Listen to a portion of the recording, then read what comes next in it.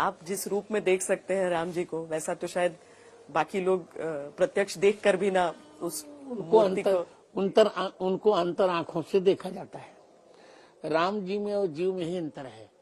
जीव को बाहरी आंख से देखते हैं और राम जी को भीतरी आंख से देखते हैं। 22 जनवरी की तिथि जब रामलला के विग्रह की प्राण प्रतिष्ठा होगी, ये एक तिथि है या इससे हम कुछ बदलाव देख रहे हैं? ये एक तिथि ऐसी है जो आने वाले समय की सूचक है या एक तिथि है जो आएगी? नहीं, सबकी सूचक है। बता रहा हूँ, त्रेता की छाया पर आपको समझ नहीं पा रही है। त्रेता की छाया आ रही उसी समय। तो हम लोगों ने जो मुहूर्त निकाला है, बहुत विचार करके निकाला है। क्या क्या विशेष है इस मुहूर्त के अनुसार? कई विशेषताएं हैं। पुनर्वसु नक्षत्र है, त्रेता की छाया है, और बहुत कम 84 सेकंड का ही तो मुहूर्त है वो।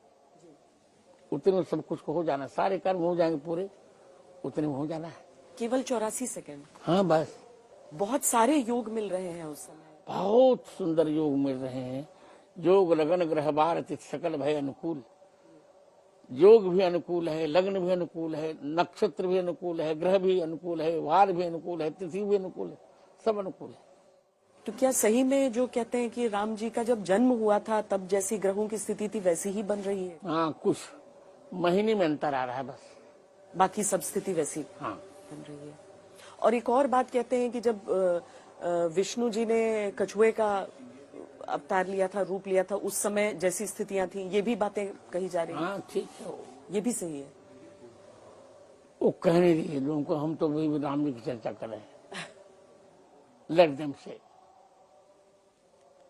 आपने क्या विशेष सोचा है 22 तारीख के लिए? मैंने यही सोचा है कि त्रेता की छाया आ रही है जी।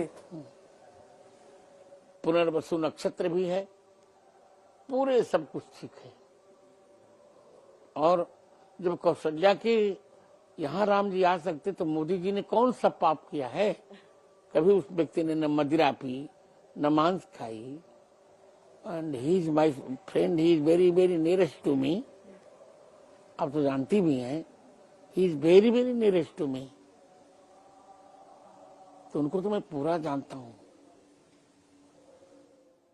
आपके अनुसार पूरा जो कार्यक्रम है, आयोजन है, जो अच्छा है, निर्माण हुआ है, वो सब बिल्कुल सही और शास्त्रीय शास्त्रीय। तो मैं एक अधिकार से बता रहा हूँ, मैं भी जगतगुरु रामानंदाचार्य हूँ जी। कोई शंकराचार्य इस समय ऐसी स्थिति में नहीं है जो मेरे सामने 5 मिनट को संस्कृत बोल ले। नहीं, आपने तो बहुत सारी त्रुटियां भी सुधारी हैं, सबकी जो पीढ़ियों से आगे बढ़ती जा रही थी। जी। मैं भी वो शंकराचार्य, मैं रामानंदाचार्य हूँ। आचार्य 6 प्रामाणिक होते हैं यहाँ, शंकराचार्य, रामानुजाचार्य, रामानंदाचार्य, निम्बार्काचार्य, वल्लभाचार्य और मध्वाचार्य। 6 के अधिकार बराबर होते हैं। जैसे किसी न्याय को निर्णय देने के लिए एक बेंच बनाई जाती है, उसमें 6 सदस्य मान लो माना दिया, तो 6 सदस्यों को समान अधिकार होता है, कोई बड़ा कम बेसी तो नहीं होता। ये उनका भ्रम है कि वो कहते हैं हम सबसे बड़े हैं, उनका भ्रम है। जैसे हम रामानंदाचार्य थे, हम 70 लाख साधुओं का नेतृत्व मैं अकेले करता हूं, और जहां जहां राम है वहां वहां रामानंदाचार्य हैं। इतना व्यापक क्षेत्र शंकराचार्य का नहीं हो सकता। मैं ही, उन्होंने तो अब शूद्राधिकरण कहा कि शूद्र जो है वो वेद पढ़ने पर शूद्र के कान में जलता हुआ गर्म शीशा डाल दिया जाए। और हम रामानंदाचार्य ही कैसे थे जिन्होंने शूद्रों को भी गले से लगाया, रैदास को गले से लगाया, कबीर को गले से लगाया, महिलाओं को अधिकार दिया, पद्मावती और सुरसुरी को अधिकार दिया। तो हम तो चाहते हैं कि सारा विश्व हिंदू हो जाए। महाराज जी, 2-3 और चीजें आपसे पूछूंगे जाने से मुझे अच्छा लग रहा है। एक तो मुझे राम जी के भोग के बारे में बताइए। बहुत सारे लोग अलग अलग बोल रहे हैं।